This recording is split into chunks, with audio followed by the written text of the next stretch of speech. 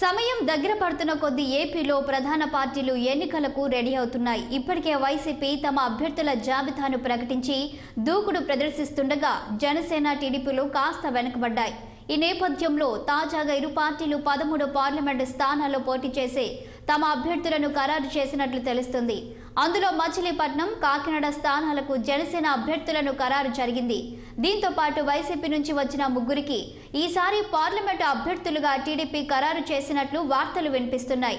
దీనిపై మరింత సమాచారాన్ని మా ప్రతినిధి కోటేశ్వరరావు అందిస్తారు. మరి ఎన్నికలు జరగబోతున్న నేపథ్యంలో పార్టీలు అయితే తమ అభ్యర్థులను ప్రకటిస్తూ ముందుకు సాగుతున్న తరుణంలో కొంత వైసీపీ మరి ఇప్పటికే 59 మంది అసెంబ్లీకి 13 మంది మరి పార్లమెంటు సభ్యులను ప్రకటిస్తూ ఇన్ఛార్జీలుగా ప్రకటిస్తూ ముందుకు సాగుతున్న వేళ టీడీపీ, జనసేన అభ్యర్థులు కూటమికి సంబంధించినటువంటి అభ్యర్థులు కూడా కసరత్తు అయితే దాదాపు పూర్తయిందని చెప్పుకోవచ్చు. ముఖ్యంగా చూసుకుంటే 13 స్థానాలకు సంబంధించి ముఖ్యంగా టీడీపీ, జనసేన అభ్యర్థులను ప్రకటిస్తూ మరి కసరత్తు అయితే ప్రారంభమైందని కూడా చెప్పుకోవచ్చు. ఇది అధికారికంగా రావాల్సి ఉన్నప్పటికీ ముఖ్యంగా చూసుకుంటే 13 స్థానాలకు మాత్రం అభ్యర్థులను ఖరారు చేసినట్టు కూడా మనకు సమాచారం అయితే ఉంది. ముఖ్యంగా చూసుకుంటే శ్రీకాకుళానికి సంబంధం చూసుకుంటే రామ్మోహన్ నాయుడు మరి టీడీపీ అభ్యర్థిగా ప్రకటించే అవకాశం ఉంది. అనకాపల్లి నుంచి బైరి దిలీప్ చక్రవర్తి, విశాఖపట్నం నుంచి మెరుకుమల్లి భారత్ను ఎంపిక చేశారు. కాకినాడకు సంబంధించి సానా సతీష్ కుమార్, అంతేకాకుండా నరసాపురం సంబంధించిన రఘురామ కృష్ణరాజును కూడా మరి తీసుకున్నారు. ఈయన గతంలో వైసీపీ పార్లమెంట్ సభ్యుడిగా ప్రస్తుతం కొనసాగుతున్నారు.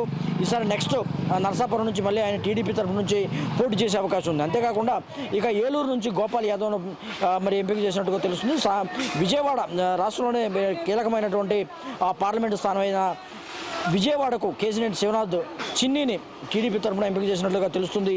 బ్రేకింగ్ న్యూస్ ఏంటంటే నరసరావుపేటకు సంబంధించి శ్రీకృష్ణదేవరాయలు మరి గత ఎన్నికల్లో 2019 ఎన్నికల్లో వైసీపీ నుంచి పార్లమెంటు అభ్యర్థిగా పోటీ చేసి గెలుపొందిన పరిస్థితి. అయితే ఇటీవల కాలంలో నరసరావుపేటకు సంబంధించి వైసీపీ బీసీ అభ్యర్థిని ఈసారి ఖచ్చితంగా పోటీకి దించాలి, ఈసారి బీసీ అభ్యర్థి అక్కడ ఖచ్చితంగా విజయం సాధించే అవకాశాలు ఉండడాన్ని సర్వేలు తదితర అంశాలతో జగన్మోహన్ రెడ్డి భావించిన నేపథ్యంలో అక్కడ సీటు మారే అవకాశం ఉండదు. శ్రీకృష్ణదేవరాయలు ముందుగానే ఆయన బయటకు వచ్చారు. పార్లమెంట్ అభ్యర్థి అని కానీ వైసీపీ అభ్యర్థి అని కానీ ముందుగా రాజీనామా చేసి ఆయన బయటికి రావడం జరిగింది. ఆ తర్వాత తదితర పరిణామాల నేపథ్యంలో ఆయన టీడీపీలో మరి సీటు ఎంపీ నరసరావుపేట ఎంపీగా ఆయనకు సీటు ఖరారు చేసినట్టు కూడా మనకు తెలుస్తుంది. ఇది మొత్తంగా చూసుకుంటే సంచలనాలకు తావుతీసినటువంటి ఈ టీడీపీ, జనసేన పార్లమెంటు సీట్ల అభ్యర్థికి సంబంధించినటువంటి ప్రకటన అయితే త్వరలోనే రాబోతుంది. దీనికి సంబంధించి కూడా మరింత చర్చ అయితే జరుగుతుంది. ఎలా ఉండబోతుంది ఏంటి, ఇప్పుడు అటు వైసీపీ, ఇటు టీడీపీ, జనసేన అభ్యర్థులు ఏ విధంగా పోటీ పెడతారు, ఎవరు గెలుపు గుర్రాలు అవుతారు, ఎవరు గెలిచే అవకాశం ఉందని కూడా పెద్ద ఎత్తున చర్చ జరుగుతుంది. మరికొద్ది రోజుల్లో జరగబోయే ఈ ఎన్నికల్లో వీరు ఎవరు గెలుస్తారు, ఎవరు ఓడతారని కూడా మరికొద్ది రోజుల్లో తేలిపోనుంది. మరి టీడీపీ, జనసేనకు సంబంధించినటువంటి తాజా పరిస్థితిని కూడా చెప్పుకోవచ్చు. ఇది ఉమ్మడి టీడీపీ, జనసేన పార్టీలకు సంబంధించిన అభ్యర్థుల లిస్టు ఇది త్వరలోనే రాబోతుంది. ఇది మరి తాజా పరిస్థితిని కూడా చెప్పుకోవచ్చు. కెమెరామెన్ బాలకృష్ణతో కోటేశ్వరరావు, 6 TV కోసం విజయవాడ నుంచి.